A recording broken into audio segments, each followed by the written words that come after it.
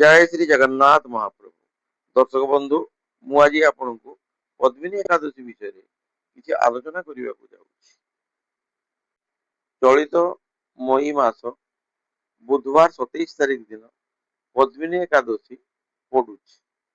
विगत 3 वर्ष मध्य सबुठारु दुर्लभ एवं आध्यात्मिक भाव अत्यंत शक्तिशाली यही एकादशी सुपरिचित अटे। अधिक मास मल मास अर्थात पुरुषोत्तम मास रे पड़ुवा यही पद्मिनी एकादशी को प्रार्थना आरोग्य एवं दिव्य आशीर्वाद को बहु गुण वृद्धि करदेवा दिन बोली विश्वास करा जाए।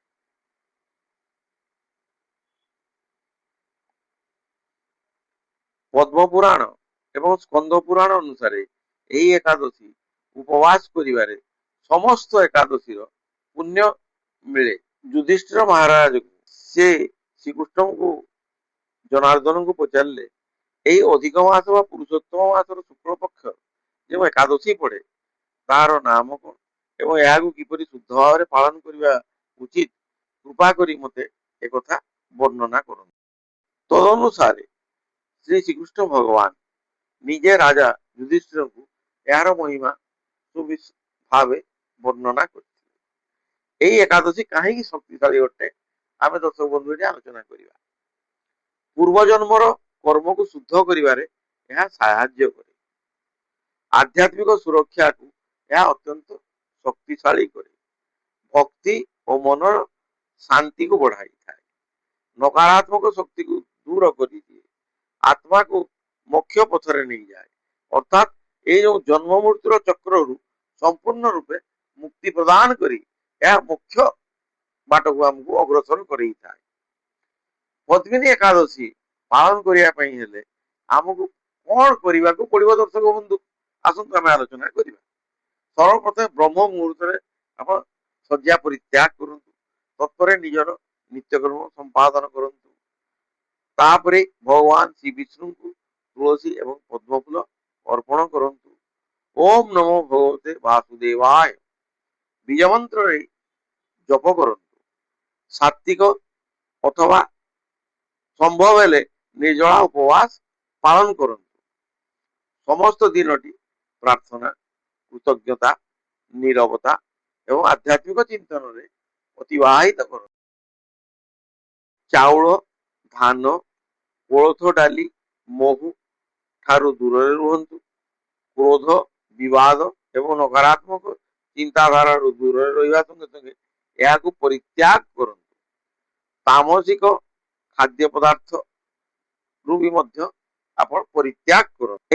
उपवास पारण को भंग करने को हेले तही पर दिन अर्थात चलित मे मास 28 तारिख गुरुवार सकाल सूर्योदय पर निजर नित्यकर्म संपादन करिया सहित तापरे प्रार्थना सहित सात्विक खाद्य ग्रहण करी उपवास भंग कर। आसतु यार दर्शक बंधु कथा मुझे आम आलोचना कर। पद्मिनी एकादशी भगवान श्री विष्णु को अत्यंत प्रिय अटे। यही व्रत को नियम पूर्वक पालन कर व्यक्ति विष्णुलोक को प्राप्त करे। यही व्रत पालन कले समस्त प्रकार यज्ञ व्रत एवं तपस्यार फल मिलता है। यही व्रतर कथा अनुसार भगवान श्रीकृष्ण कहते त्रेता जुगे कीर्तिव्यय नामक जड़े महापराक्रमी राजा थे। अनेक राणी थे किंतु कौन राणी से पुत्र संतान पाई नथिले। संतानहीन हेबारु राजा एवं राणी माने समस्त सुख सुविधा थाई मध्य दुखी रहुथिले। संतान प्राप्ति इच्छा रे राजा राणी मान तपस्या करने को अगनागनी वनस्थ को चली जाइथिले। हजार हजार वर्ष धरी तपस्या करिवारु राजा शरीर केवल हाड़ मात्र अवशिष्ट रहीगला किंतु तपस्या सफल होई नथिला। तापरे राणी देवी अनुसया को उपाय यार पचारे। देवी अनुसया अधिक मास बा पुरुषोत्तम मास शुक्ल पक्षर एकादशी व्रत पालन करने को परामर्श देइथिले। देवी अनुसया राणी को व्रत पालन विधि संपूर्ण रूपे विशद भाव बुझाइथिले। राणी कहवा अनुसार पद्मिनी एकादशी व्रत पालन करने को लगे। व्रत समाप्ति पर भगवान श्री विष्णु प्रकट हेले एवं वर मांगा कहले। राणी कहले महाप्रभु जदि आपण मो ପତି ପ୍ରତି ପ୍ରସନ୍ନ ଅଟନ୍ତି ତେବେ ମୋ ପତିକୁ ବରଦାନ ଦିଅନ୍ତୁ। ତାପରେ ଭଗବାନ ଶ୍ରୀ ବିଷ୍ଣୁ ରାଜାଙ୍କୁ ବର ଯାଚନା କରିବାକୁ କହିଲେ। ରାଜା ପ୍ରାର୍ଥନା କଲେ, ହେ ମହାପ୍ରଭୁ, ମତେ ଏମିତି ଜଣେ ପୁତ୍ର ସନ୍ତାନ ଦିଅନ୍ତୁ ଯିଏକି ସମସ୍ତ ଗୁଣରେ ସମ୍ପନ୍ନ ହେବ, ତିନି ଲୋକରେ ଆଦରଣୀୟ ହେବ ଏବଂ ଆପଣଙ୍କୁ ଛାଡି ଅନ୍ୟ କାହା ପାଖରେ ପରାଜିତ ନ ହେବ। ଭଗବାନ ଶ୍ରୀ ବିଷ୍ଣୁ ତଥାସ୍ତୁ କହି ଅନ୍ତର୍ଧ୍ୟାନ ହେଲେ। କିଛି ସମୟ ପରେ ରାଣୀ ଜଣେ ପୁତ୍ର ସନ୍ତାନକୁ ଜନ୍ମ ଦେଲେ, ଯିଏକି କୀର୍ତ୍ତିବେ ଅର୍ଜୁନ ନାମରେ ପରିଚିତ ହେଲେ।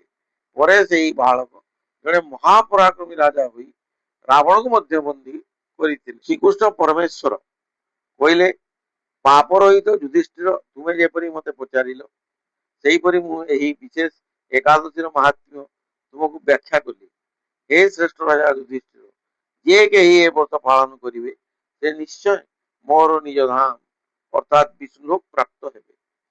यदि तुमे तुमर समस्त इच्छा पूर्ण କରିବାକୁ ଚାହୁଁଛ ତେବେ ତୁମେ ମଧ୍ୟ ଏହି ଏକାଦଶୀ ପାଳନ କରିପାରିବ।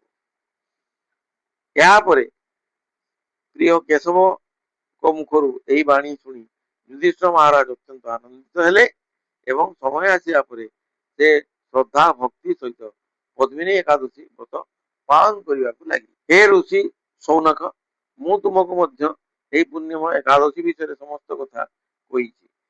ଯେ କେହି ଅଧିକ ମାସରେ ପଡୁଥିବା ବା ପୁରୁଷୋତ୍ତମ ମାସରେ ପଡୁଥିବା ଏହି ଏକାଦଶୀ ଗୁଡିକୁ ସମସ୍ତ ନିୟମ ମାନି ଭକ୍ତିପୂତ ଭାବରେ ପାଳନ କରିବ, ସେ ଗୌରବାନ୍ୱିତ ହୋଇ ଆନନ୍ଦର ସହିତ ଭଗବାନଙ୍କର ବିଷ୍ଣୁ ଲୋକ ଧାମକୁ ପ୍ରାପ୍ତ ହେବ।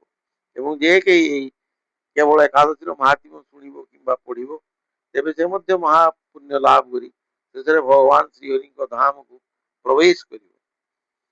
ଏହିପରି ଅଧିକ ମାସରେ ବା ପୁରୁଷୋତ୍ତମ ମାସରେ ଶୁକ୍ଳ ପକ୍ଷରେ ପଡୁଥିବା ଏକାଦଶୀ ବା ପଦ୍ମିନୀ ଏକାଦଶୀର ମାହାତ୍ମ୍ୟ ସ୍କନ୍ଦ ପୁରାଣର ବର୍ଣ୍ଣନା ସମାପ୍ତ ହେଲା। ଦର୍ଶକ ବନ୍ଧୁ, ଆପଣ ମାନେ ଯଦି ଏହି ଉପବାସ ପାଳନ କରୁଛନ୍ତି କିମ୍ବା ଏହି ମାହାତ୍ମ୍ୟ କଥା ଆପଣ ଶ୍ରବଣ କଲେ ତେବେ ଓମ୍ ନମୋ ଭଗବତେ ବାସୁଦେବାୟ କହି କମେଣ୍ଟ କରନ୍ତୁ ଏବଂ ମୋର ଏହି ଚ୍ୟାନେଲକୁ ଲାଇକ୍ ଏବଂ ସବସ୍କ୍ରାଇବ